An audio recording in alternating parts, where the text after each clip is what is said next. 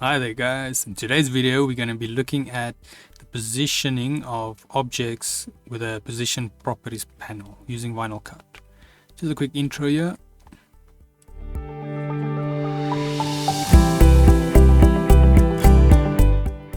So once again, just a quick reminder, this video and more videos like this can be found on softwaretraining.co.za.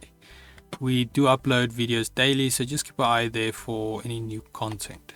Otherwise, back in the program here. Now, to locate your position and size panel, if you have your object selected, you will notice here on the right, we've got this little 4 arrows icon. So if you select that, then you will see this is your position and size. So in this tutorial, we'll be covering the top section here, and the next few tutorials will be covering the width and the rotation and flipping. But in any case, so with the object selected, we can set its position on the X and Y axis, which this is like right and left, and then Y is up and down. So now you can adjust these little arrows to see it take effect, or you can also type in custom amount. So let's say we want 1 inch gap between from the left, and let's say a 2 inch gap from the top. Then you'll see now on our left here we've got a 1 inch gap from the left and 2 inch from the top. It can also go into the negatives, so but because we're on the edge of the canvas, so I won't be doing that now. Then next up we've got the nudge option. So now let's say you've moved this object with your mouse, but you know, it's just too sensitive, so you just can't get it aligned in that corner or something like that. Then you can always go to your nudge, and then this will be adjusted to very finely move the object. As you can see, you can hardly see it move. And you can adjust it like this to get it in a more desired position. Then next up, let's look at the H line and V line, so horizontal line and vertical line.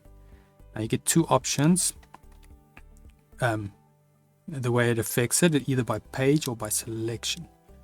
So let's quickly first cover selection, and then so let's say we've got these 2 objects, we select them both. Then our options we are presented with is for the horizontal, we've got align to left, center or right. So first, if we click align to left, then it will align all these objects to the furthest object to the left. See if you can see there, they've aligned it to that. We select center, then the center point between the 2 objects will align it, and right, the furthest object to the right will also align it. Now we have the same options just for the vertical axis.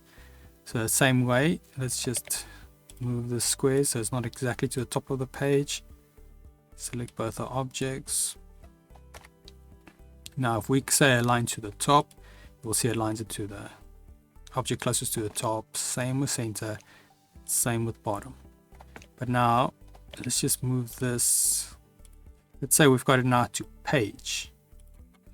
So once this is set to page, now if we have our objects selected, it can even be just one object.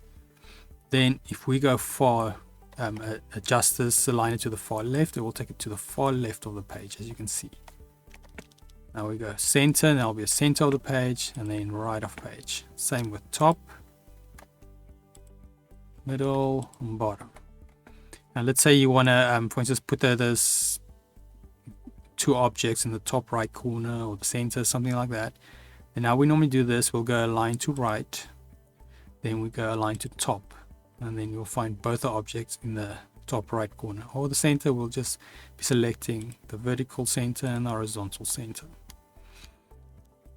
Okay, that's the basics on aligning objects in VinylCut. So just quickly head to the website.